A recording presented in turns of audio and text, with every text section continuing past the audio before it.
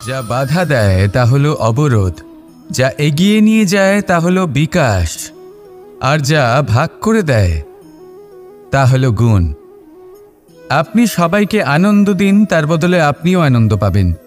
আপনি সবার মধ্যে প্রেম ছড়ান, আপনিও তার বদলে প্রেমই পাবেন। এই দেখুন না, মেঘেদের দেখুন। এই যে মেঘ, এই মেঘের গুণ এইটা নয় যে এরা জল সংগ্রহ করে রাখে।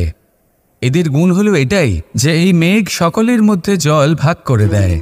ধরিত্রীর এবং জগতের তৃষ্ণা নিবারণ হয়। সূর্য, সূর্যের গুণ এইটা নয় যে সে সব থেকে বেশি তেজস্বী। তার গুণ হলো এটাই যে সে নিজের তেজ সবার মধ্যে ভাগ করে দিতে পারে। ঠিক সেইভাবেই জীবনে আনন্দ, উল্লাস, প্রেম এই সব কিছুই ভাগ করে নিতে শিখুন।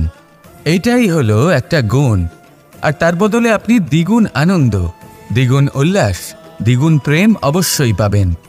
যদি আপনি এই সব কিছু নিজের কাছেই জমিয়ে রাখেন, তাহলে আপনি নিজের বিকাশে নিজেই বাধা দেবেন। আসুন আর আমার সাথে ভালোবেসে বলুন, রাধা রাধা। এই বৃহৎ বৃক্ষকে দেখুন, অত্যন্ত শক্তিশালী বৃক্ষ। এটা সবারই প্রিয়, তা সে ছোট হোক বা বড়, বৃদ্ধ হোক বা জোয়ান, সবাই ভালোবাসে এই বৃক্ষকে। আর সত্যি বলতে এই বৃক্ষ সবাইকে সেবা করে, সবাইকে ফল দান করে, সবাইকে ছায়া প্রদান করে। দূর থেকে দেখে মনে হয় এর কোনো পরিচর্যার প্রয়োজনই নেই, কিন্তু একজন কুশল মালী এইভাবে ভাবেন না। তিনি সময় অন্তরে খুব খুঁটিয়ে এই গাছ নিরীক্ষণ করেন, দেখতে থাকেন। যদি কোনো এমন শাখা থাকে যা রোগগ্রস্ত, তাহলে সেটা কেটে আলাদা করে দেন। যদি এমন কোনো শাখা থাকে যা মৃত, তাহলে সেটা আলাদা করে দেন। আর এইভাবে উপযুক্ত দেখাশোনা করার কারণেই এই বৃক্ষ এইভাবে সুস্থ হয়ে থাকে, সতেজ হয়ে থাকে, সবার সেবা করতে থাকে। আপনাকেও নিজের সাথে সেটাই করতে হবে। নিজের জন্য আপনাকে একজন কুশল মালী হয়ে উঠতে হবে, রক্ষা করতে হবে নিজের শরীরের, নিজের মনের। আপনার শরীর যদি রোগগ্রস্ত হয়ে পড়ে, তাহলে ওষুধ গ্রহণ করতে হবে। যদি এই মন কোনো এক কারণে বিচলিত হয়ে পড়ে, তাহলে তার থেকে নিজেকে মুক্ত করতে হবে। আপনি যদি নিজের যত্ন নেন, তবেই এই বৃক্ষের মতো হতে পারবেন। সেই বৃক্ষ যে সবারই প্রিয়, সবাইকেই সেবা করে। আসুন আমার সাথে ভালোবেসে বলুন, রাধা রাধা। সঙ্গীত হলো আমার অত্যন্ত প্রিয়। আমার বাঁশির সুর আমার মনের শান্তি এবং ভালোবাসার প্রতীক। সেই জন্য যে ব্যক্তি আমার বাঁশির সুর শোনেন, তিনিও সেই শান্তি এবং ভালোবাসা অনুভব করতে পারেন। শুধু এটাই তো শিখতে হবে। আমরা জীবনে যখনই কোনো কর্ম করি, তখন মনের মধ্যে ইতিবাচক বোধ থাকা উচিত, মনে ভালোবাসা থাকা উচিত। এটা হলো অত্যন্ত গুরুত্বপূর্ণ।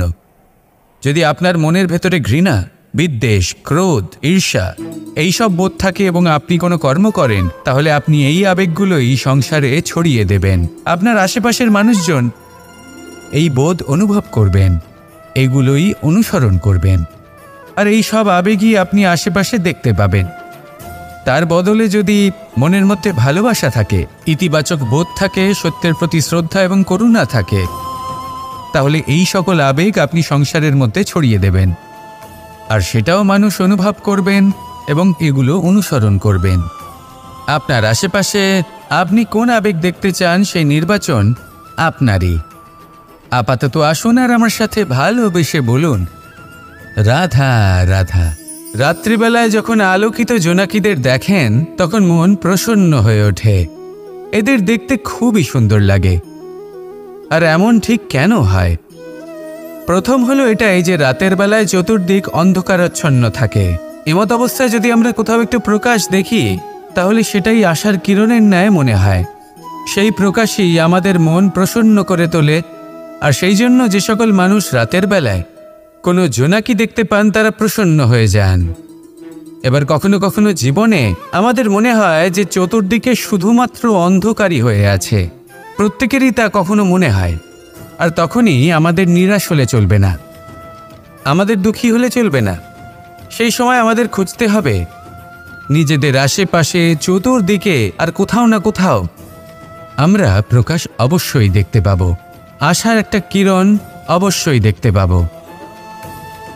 কেউ এমন একটা কর্ম করেন যেটা দেখে আমরা প্রেরিত হয়ে যাই, আর এমন কোনো কর্ম যদি আপনারা করেন তাহলে সেই কর্ম আপনার মনকে প্রসন্ন ভাব, আনন্দ এবং ভালোবাসা দ্বারা ভরিয়ে তুলবে। আপনার অন্তরের সেই অন্ধকারের অন্ত করবে, দুঃখেরও অন্ত করবে। আর এই মন প্রসন্ন ভাব নিয়ে বলবে, রাধা রাধা। নমস্কার বন্ধুরা, কৃষ্ণপ্রিয়া 007 চ্যানেলটিতে সকলকে স্বাগত জানাচ্ছি। তোমরা যে শ্রীকৃষ্ণের বাণী ভিডিওগুলো পাচ্ছ, এগুলো তোমাদের কেমন লাগছে? তোমরা আমাকে একটা ছোট্ট করে লাইক দিয়ে কমেন্ট শেয়ার করে আমাকে জানিও, এবং পাশে থাকা বেল আইকনটি তোমরা প্রেস করে দিও। নতুন নতুন সুন্দর সুন্দর ভিডিও পেতে তোমরা বেলটি প্রেস। বন হলো আমাদের সবারই প্রিয়। সেখানকার সৌন্দর্য, শান্তি, সেখানকার পরিবেশ আমাদের সকলের ভালো লাগে, এবং সেখান থেকে আমরা কাঠ পাই, যা সংসারে, আমাদের জীবনে আমাদের খুব সহায়ক হয়ে ওঠে। এর দ্বারা আমরা অনেক কিছুই প্রাপ্ত করতে পারি, অনেক বাদ্যযন্ত্র আমরা লাভ করতে পারি। এর অনেকভাবে প্রয়োগ সম্ভব। কিছু কাঠ অত্যন্ত সুগন্ধি হয়, যা আমরা ঈশ্বরকে নিবেদন করি, যেমন চন্দন। এবার ভাবুন, একজন অসাবধানী ব্যক্তি, তার হাত থেকে ছোট্ট একটা আগুনের ফুলকি যদি সেখানে পড়ে, তাহলে তা সমগ্র বনকে ভস্ম করে দিতে পারে। আর যখন এই আগুন ছড়িয়ে পড়ে, তখন তা কাউকে রেহাই দেয় না। অন্য বৃক্ষকে নয়, পাতাকে নয়, ফলকে নয়, কাঁটাকে নয়, কাউকে নয়, পথে যাকে পায় তাকেই ভস্ম করে দেয়। এই ছোট্ট আগুনের ফুলকি। কিন্তু এই ছোট্ট আগুনের ফুলকি সবার আগে কাকে ভস্ম করে? সেই সকল ছোট ছোট শুকনো পাতা, সেই ছোট ছোট গাছের ডাল। ঠিক সেইভাবেই আপনার জীবনে একজন খারাপ ব্যক্তি এসে হয়তো আপনার সমগ্র জীবন ধ্বংস করে দিতে পারে। আর আপনার এই জীবনে এই ছোট ছোট শুকনো পাতা এবং এই ছোট ছোট শুকনো কাঠ আপনার ছোট ছোট স্বার্থ। আপনার স্বার্থের দ্বারা এই অশুভ ব্যক্তি আপনার মনে অশুভ আবেগ বাড়িয়ে তুলবে এবং আস্তে আস্তে আপনার জীবন শেষ করে দিতে পারে। তাই মনে রাখবেন, এই জীবন অমূল্য। আপনি হলেন অমূল্য। এই জীবন যাপন করুন, এবং এই জীবনের কাছে পৌঁছানোর দ্বার আর কোথাও নেই, আপনার কাছেই আছে। আপনার মনে, আপনার বিবেকে, আপনার দৃষ্টিভঙ্গিতে, আপনার ভাবনাতেই আছে। এই দ্বারকে খুলুন, জীবন সফল হবে আর ভালোবেসে বলবে, রাধা রাধা। সমুদ্র মন্থনের সময় 2 ধরনের রত্ন লাভ করা হয়েছিল। প্রথম হলাহল, যার প্রভাব থেকে এই সমস্ত সংসারের জীবের প্রাণ বাঁচানোর জন্য মহাদেব তাকে নিজের কণ্ঠে ধারণ করে নিয়েছিলেন। আর দ্বিতীয় অমৃত, যেটা কিঞ্চিত পরিমাণ মাত্রায় পাওয়া গেছিল। কখনো কখনো জীবনে এমন কোনো বস্তু যা আপনি প্রয়োজনের থেকেও অনেক বেশি মাত্রায় ভোগের জন্য লাভ করে থাকেন, তা আপনার জন্য বিষ প্রমাণিত হতে পারে। যেমন জল, প্রয়োজনের থেকে অনেক বেশি মাত্রায় যদি এই জল আসে তাহলে আপনার প্রাণ কাটতে পারে। কিন্তু পরিশ্রমের পরে এক পাত্র শীতল জল দ্বারা আপনি যদি স্নান করে নেন, তাহলে তা আপনার শরীরের জন্য অমৃত হবে। পরিশ্রম করার পরে যদি আপনার শরীর এক পাত্র খাবার লাভ করে, তাহলে তা আপনার শরীরের জন্য অমৃত। কিন্তু যদি কোনো পরিশ্রম না করেই আপনি দিনরাত শুধুই খাবার গ্রহণ করতে থাকেন, তাহলে আপনার কাছে তা বিষ সমান। বিষ এবং অমৃত গ্রহণ করাটা আপনার উপরে নির্ভর করছে। কোনো বস্তু আপনার পক্ষে বিষও হতে পারে, আবার অমৃতও হতে পারে। নির্ভর করছে যে আপনি সেটা কিভাবে ব্যবহার করছেন, কতটা মাত্রায় ব্যবহার করছেন। আসুন আমার সাথে ভালোবেসে বলুন, রাধা রাধা। এবার এই পুরুষার্থের বিষয়ে আপনারা অবশ্যই শুনেছেন। মোক্ষ, চতুর্থ পুরুষার্থ। আপনারা কি জানেন এই মোক্ষ আসলে কি? ধর্ম, অর্থ, কামনার পালন করতে করতে মৃত্যু লাভ করা, এটাই কি মোক্ষ? না, মোক্ষ হলো সেটাই যা জন্ম এবং মৃত্যুর ঊর্ধ্বে। প্রত্যেক ব্যক্তি, প্রত্যেক জীবই সংসারে কোনো না কোনো বিশেষ প্রয়োজনে আসে। ধর্মপথে, সৎপথে অর্থ উপার্জন করা, প্রয়োজনকে পূর্ণ করার চেষ্টা করতে করতে সেই প্রয়োজনকে পূর্ণ করা তাকে মুক্তির পথে নিয়ে যায়, যা হলো মোক্ষ। যদি এই মোক্ষ লাভ না হয় তাহলে মানুষ জন্ম এবং মৃত্যুর এই চক্রে বারবার ফিরে আসবে। তাই নিঃস্বার্থভাবে সদ্ভাব নিয়ে কর্ম করুন, সকলকে ভালোবাসুন, আর আমার সাথে বলুন রাধা রাধা। ইচ্ছে বড়ই বিচিত্র জিনিস। এই ইচ্ছে যদি তা পূর্ণ না হয় তাহলে তা ক্রোধকে জন্ম দেয়, যদি তা পূর্ণ হয় তাহলে লোভকে জন্ম দেয়, যদি সময়ের মধ্যে পূর্ণ না হয় তাহলে শোককে জন্ম দেয়, আর যদি সময়ের পূর্বেই পূর্ণ হয়ে যায় তাহলে অহংকারকে জন্ম দেয়। সকলের ইচ্ছে থাকে, আপনারও অবশ্যই থাকবে, তা অবশ্যই পূরণ করবেন। কিন্তু একটা কথা মনে রাখবেন, আপনার এই জীবন এটা কোনোভাবেই আপনার ইচ্ছে পূরণ করার মাধ্যম নয়। এ হলো ধৈর্য সাধনের এক মাধ্যম, নিয়ন্ত্রণ করার এক মাধ্যম। নিয়ন্ত্রণ নিজের কামনার ওপর, নিজের ইচ্ছের ওপর, নিজের আবেগের ওপর। কারণ ইচ্ছে এটা হলো সেই অশ্বের মতো যা একবার লাগাম ছাড়া হয়ে গেলে আপনার হাত থেকে যদি এই লাগাম বেরিয়ে যায় তাহলে তা আপনাকে সোজা বিনাশের পথে নিয়ে যেতে পারে। কিন্তু যদি আপনি একে নিয়ন্ত্রণ করতে পারেন তাহলে এটা আপনাকে সাফল্যের শিখরে অবশ্যই পৌঁছে দিতে পারে। তাহলে ইচ্ছেগুলিকে নিয়ন্ত্রণ করুন আর আমার সাথে ভালোবেসে বলুন রাধা রাধা। মানুষের জীবন বড়ই বিচিত্র হয়। যেই মুহূর্তে জন্ম নেয় একটা প্রতিস্পর্ধায় প্রবেশ করতে থাকে। মানুষ জন্ম নেয় আর প্রতিস্পর্ধা শুরু হয়ে যায় ভাই এবং বোনের মধ্যে সর্বশ্রেষ্ঠ হবার, সবার থেকে এগিয়ে থাকার। তারপরে সে যায় গুরুকুলে, নিজের বন্ধুদের মধ্যে সর্বশ্রেষ্ঠ হওয়ার প্রতিস্পর্ধা শুরু হয়। এবার সেখান থেকে বাইরে বেরিয়ে সংসার জীবনে প্রবেশ করে ধন উপার্জনের প্রতিস্পর্ধা শুরু হয়। তা সে যুদ্ধই হোক বা কলা হোক, এই প্রতিস্পর্ধা কখনোই আমাদের পিছু ছাড়ে না। তাই যদি প্রতিস্পর্ধা করতেই হয় তাহলে আমরা মানুষকে সাহায্য করার প্রতিস্পর্ধা কেন করব না? এমন এক প্রতিস্পর্ধা যাতে যে কেউ জিতুক বা যে কেউ হারুক না কেন, লাভ সকলের হবে। সকলের মধ্যে প্রেম বিতরণ করতে থাকুন, এইভাবেই আনন্দ বিতরণ করতে থাকুন, আর আমার সাথে ভালোবেসে বলুন রাধা রাধা। মানুষ ভাবেন যে ধন অর্জন করা হলো অত্যন্ত গুরুত্বপূর্ণ। তিনি আজীবন ধন অর্জন করতে থাকেন, ধন অর্জন করার চেষ্টা করতে থাকেন। সে যাই হয়ে যাক না কেন পরিশ্রম করতে থাকেন।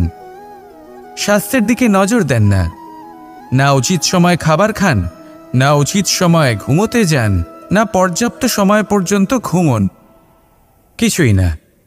ধন অর্জন করতেই থাকেন, করতেই থাকেন। আর কিছু সময় পরে যখন তিনি অসংখ্য ধন লাভ করে ফেলেন তখন তার সাথে ওনার শরীরে অনেক রোগ বাসা বাঁধে। এইসব রোগের উপচার করতে করতে সেই সমস্ত ধন যা উনি অর্জন করেছেন তা তিনি ব্যয় করে ফেলেন। শেষ পর্যন্ত কি হয়? আমরা যেভাবে এসেছি ঠিক সেইভাবেই ফিরে যাই, ধন এখানেই থেকে যায়। দেখুন, একটা অত্যন্ত গুরুত্বপূর্ণ কথা রয়েছে যে আপনার বোঝা উচিত।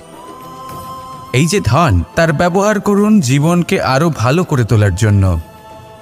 ধনের সদ্ব্যবহার করা উচিত, এমন যেন না হয় এই ধন আপনাকে ভোগ করে ফেলে। এই জীবনকে নিশ্চিত রূপে আরো শ্রেষ্ঠ করে তুলুন। কিন্তু এই ধন অর্জন করার এই প্রক্রিয়াতে নিজের সারা জীবনকে নষ্ট করে ফেলবেন না। এই জীবন উপভোগ করতে শিখুন, আর আমার সাথে ভালোবেসে বলুন রাধা রাধা। মানুষের মধ্যে একটা বিচিত্র প্রবৃত্তি থাকে, অন্য সকলের বিষয়ে, তাদের জীবনের বিষয়ে, তাদের ব্যক্তিত্বের বিষয়ে, তাদের ভবিষ্যতের বিষয়ে অনুমান করা। এটা হলো অনুচিত। কারোর অতীতকালকে দেখে লোকে ভবিষ্যৎ বলে দিতে পারেন, বর্তমানকে দেখে ভবিষ্যতের বিষয়ে অনুমান করে ফেলেন। উদাহরণ দিতে হলে বলবো, কোনো দাসকে দেখুন, ওকে দেখে লোকে বলে যে ওর ভবিষ্যৎ সেটাই হতে পারে, অনুমান করে ফেলেন। আর এই রাজাকে দেখুন, উনি তো কত সুখী হবেন, উনি তো জগতের সব থেকে অধিক সুখী মানুষ, কত সুখ সুবিধা আছে ওনার কাছে, ধারণা করে ফেলেন। তবে সত্য তো এটাই যে কারোর ব্যক্তিত্বের বিষয়ে, তাদের ভবিষ্যতের বিষয়ে আপনি পূর্ণ সত্য কখনোই বলতে পারবেন না, শুধু অনুমান করতে পারবেন। আর এই অনুমান করে সত্যি কোনো লাভ হয় না, কারণ এই কাল সেটা হলো অত্যন্ত শক্তিশালী। কালো থেকে কালোতর কয়লাকেও হিরেতে পরিণত করতে পারে, অনেক বড় বড় রাজাকেও বিদূষক বানিয়ে ফেলতে পারে এক মুহূর্তেই। তাহলে আপনি অনুমান করে কি লাভ? কি পেলেন অনুমান করে? সেই জন্য কারোর বিষয়ে কোনো অনুমান করবেন না, তার ভবিষ্যতের বিষয়ে অনুমান করতে যাবেন না, কারোর বিষয়ে কোনো ধারণা করে নেবেন না। কিছু করতে হলে ভালোবাসুন, সবার মধ্যে ভালোবাসা ছড়ান, সবার মধ্যে ধন্যাত্মক ভাব ছড়ান। এই মন প্রসন্ন হয়ে বলবে রাধা রাধা। কেউ বলে জীবন খুব ক্ষণস্থায়ী, কেউ বলে জীবন হলো একটা সুন্দর স্বপ্নের মতো, আবার কেউ বলবে জীবন হলো এক কঠোর সত্য। কিন্তু জীবন আসলে কি? জীবন হলো আপনারই প্রতিবিম্ব, একটা দর্পণ। অর্থাৎ আপনি জীবনকে সেইভাবেই পাবেন যেরকম আপনি নিজেকে প্রতিপন্ন করবেন। যদি আপনি দর্পণের দিকে তাকিয়ে হাসেন, তাহলে আপনি সামনে হাসি মুখী দেখতে পাবেন। এবার যদি আপনি গম্ভীর হয়ে থাকেন, তাহলে আপনি একজন রুষ্ট ব্যক্তি দেখতে পাবেন। শেষে সবথেকে বেশি গুরুত্বপূর্ণ হলো আপনার চেষ্টা। আপনাকে সবসময় চেষ্টা করতে হবে যাতে আপনি নিজেকে প্রসন্ন এবং ইতিবাচক মনোভাবে রাখেন। এটা হলো আপনারই উত্তরদায়িত্ব, তাকে পালন করুন। এই মনকে প্রসন্ন রাখুন, এই সংসারকে সুন্দর বলে মনে হবে। আর এই মন প্রসন্ন হয়ে বলবে রাধা রাধা। কথায় আছে, অন্ধকারে প্রদীপ প্রজ্বলিত করলে চতুর্দিক আলোকিত হয়। কিন্তু যদি এই প্রদীপ আমি সূর্যের আলোর সম্মুখে সকালবেলায় প্রজ্বলিত করে রেখে দিই, তাহলে কি হবে? আপনি বলবেন যে এটা করে তো কোনো লাভই হলো না। সূর্যের প্রকাশের সামনে এই প্রদীপ আসলে কিছুই নয়। এবার এই চিন্তা ভাবনা প্রত্যেক দিন করতে হবে, আর একটা অমূল্য শিক্ষা পেতে হবে। মনে করুন যে আপনি মহাপুরুষের সামনে বসে আছেন, কোনো মহাজ্ঞানীর সামনে, তাহলে সেই ব্যক্তির সামনে নিজের জ্ঞানের প্রদীপ প্রজ্বলিত করবেন না, নীরব থাকুন, আর সেই ব্যক্তির সূর্যের প্রকাশের মতো জ্ঞান প্রাপ্ত করুন। যতটা পারবেন জ্ঞান লাভ করুন। যদি এমন কোনো সময়, এমন কোনো স্থানে আপনি আছেন যেখানে চতুর্দিক অন্ধকার, কারোর কাছেই জ্ঞান নেই, সেখানে নিজের জ্ঞানের প্রদীপ প্রজ্বলিত করুন। এমন করলে দুদিক থেকেই আপনার লাভ হবে। আপনার জ্ঞান প্রাপ্তিও হবে, আর জ্ঞানের সঠিক প্রয়োগও করতে পারবেন। আর এই মন প্রসন্ন হয়ে বলবে রাধা রাধা।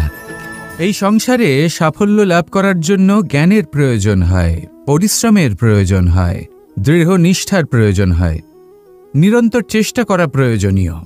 কিন্তু আরও কিছু আছে যা অত্যন্ত প্রয়োজনীয় এবং গুরুত্বপূর্ণ। তা হলো ভালো বন্ধু। তাদের থাকা অত্যন্ত প্রয়োজনীয়। যদি ভালো বন্ধু থাকে, তাহলে সময় এলে তারা ঢাল হয়ে আপনাকে সুরক্ষা করবেন। সময় এলে অস্ত্রের মতো শত্রুকে সংহারও করবেন। যদি তিনি জ্ঞানী হন, তাদের মধ্যে সদ্গুণ থাকে, তাহলে এই সব গুণ আপনার মধ্যেও প্রবেশ করবে। তাহলে সাফল্যের জন্য ভালো বন্ধু পাওয়া অত্যন্ত প্রয়োজনীয়। কিন্তু শুধু বন্ধু কেন, ভালো শত্রুও থাকা প্রয়োজনীয়। এবার আপনি ভাববেন, আমি কি বললাম? যদি আপনার জীবনেও ভালো অর্থাৎ শক্তিশালী শত্রু থাকে, তাহলে আপনিও শক্তিশালী হতে থাকবেন। এই শত্রু আপনাকে প্রেরিত করবে আরও বেশি শক্তিশালী হয়ে ওঠার। কখনো কোনো হরিণকে দেখুন, তীব্র গতিতে দৌড়তে থাকে। কেন তীব্র গতিতে দৌড়য়? এই কারণে নয় যে কোথাও তার জন্য মধুর ঘাস অপেক্ষা করে রয়েছে, না। সে এই কারণে তীব্র গতিতে দৌড়য় কারণ সেটা না করলে তার পেছনে একটি সিংহ আছে যে ওকে নিজের ভোজন করে ফেলবে। তাই জীবনে বিপদ, সংকট, এই সব কিছুও হলো অত্যন্ত গুরুত্বপূর্ণ। তার সম্মুখীন হতে শিখুন আর আমার সাথে ভালোবেসে বলুন, রাধা রাধা। মানুষের একটি সমস্যা আছে যে মানুষ সাফল্যকে মাপতে থাকেন, লক্ষ্যপ্রাপ্তিকে মাপতে থাকেন এবং তার তুলনা করতে থাকেন যে ও এত কিছু পেল আর আমি পেলাম না, ওর কাছে এত কিছু আছে কিন্তু আমার কাছে নেই। এই তুলনা করার জন্য ওনারা দুঃখী হয়ে পড়েন, নিরাশ হয়ে পড়েন। তাই আমি একটা প্রশ্ন করছি যে এটা কি উচিত? এই সংসারে আপনি কি নিয়ে তুলনা করবেন, যেখানে সূর্যদেব চন্দ্রমা দুজনেই আছেন, দুজনেই হলেন বিশেষ, দুজনেই নিজ নিজ সময়ে উদিত হন। এদের মধ্যে একজন না থাকলে তাহলে আমাদের জীবন কঠিন হয়ে পড়বে। ঠিক সেইভাবেই আপনি যদি একটা বড় রেখা অঙ্কন করেন তাহলে অন্য রেখাটি ছোট হয়ে পড়ে না, সে তেমনই থাকে যেমনটা সে ছিল। আপনার অস্তিত্ব কখনো ছোট বা বড় হতে পারে না। শুধু তুলনা করার জন্য আপনার এটা মনে হতে পারে। যদি আপনি যুদ্ধ করতে চান আপনার তলোয়ারের প্রয়োজন পড়বে। যদি বস্ত্র তৈরি করতে চান এত বড় তলোয়ার দিয়ে কিছুই হবে না, তখন প্রয়োজন পড়বে একটা ছোট্ট সূচের। তাই তুলনা করবেন না, না নিজেকে ছোট মনে করবেন না অন্য কাউকে। সবার সাথে সহযোগিতা করুন, আর যদি তুলনা করতেই হয় নিজের সাথে করুন যে কাল আমি কেমন ব্যক্তি ছিলাম, আজ কি তার থেকে শ্রেষ্ঠ হয়ে উঠতে পেরেছি। ভেবে দেখুন ভবিষ্যতে গিয়ে আপনি কতটা শ্রেষ্ঠ ব্যক্তি হতে পারেন। আসুন আমার সাথে ভালোবেসে বলুন, রাধা রাধা। জীবনে অনেক সময় আমরা এটা দেখে থাকি যে আগামী প্রজন্ম সেই কাজটি করে যেটা তার পূর্ববর্তী প্রজন্ম করে গেছেন। একটা উদাহরণ দিই তাহলে দেখুন, একদিকে আছে মাতা পিতা যারা আজীবন সংঘর্ষ করেছেন ধন অর্জন করার জন্য। তারপর তারই সন্তান তার সাথে এই লড়াই করে তার থেকে সমস্ত সম্পত্তি ছিনিয়ে নিল। তারপরে যত সময় অতিবাহিত হয় সেই সন্তানের সাথেও সেই একই ক্রিয়া ঘটতে থাকে। তার সন্তান তার সমস্ত সম্পত্তি ছিনিয়ে নেয়। তাহলে এমন কি সঞ্চয় করবেন যা পরবর্তী প্রজন্মকে দিয়ে যেতে পারেন, সেই বিষয়ে ভাবুন। ভেবে দেখুন এই যে ধন সঞ্চয় আপনি করছেন এর আসলে লাভ কি? অবশ্যই আবশ্যক, কিন্তু এটাই কি শুধু সবথেকে গুরুত্বপূর্ণ বিষয় যেখানে আপনি জানেন যে আপনি এই সম্পত্তি ভোগ করতে পারবেন না, কারণ এই সমস্ত সম্পত্তি আপনাকে পরবর্তী প্রজন্মের হাতে সঁপে দিতে হবে। তাহলে ধন সঞ্চয় করুন, কিন্তু এমন একটা সম্পত্তি কেন সঞ্চয় করা উচিত নয় যার উপভোগও আপনি করতে পারবেন, পরবর্তী প্রজন্মকেও দিয়ে যেতে পারবেন, আর মতভেদও হবে না। এমন সম্পত্তি আছে, আর এই সম্পত্তি হলো প্রেম। যদি আপনার মনে কোনো কিছু সঞ্চয় করার বাসনা জেগে ওঠে তাহলে প্রেম সঞ্চয় করুন। সেটা পরবর্তী প্রজন্মও পাবে এবং সেই প্রজন্ম ভবিষ্যতে ভালোবাসা ছড়াতে থাকবে। আর তখন এই মন সুপ্রসন্ন হয়ে বলবে, রাধা রাধা।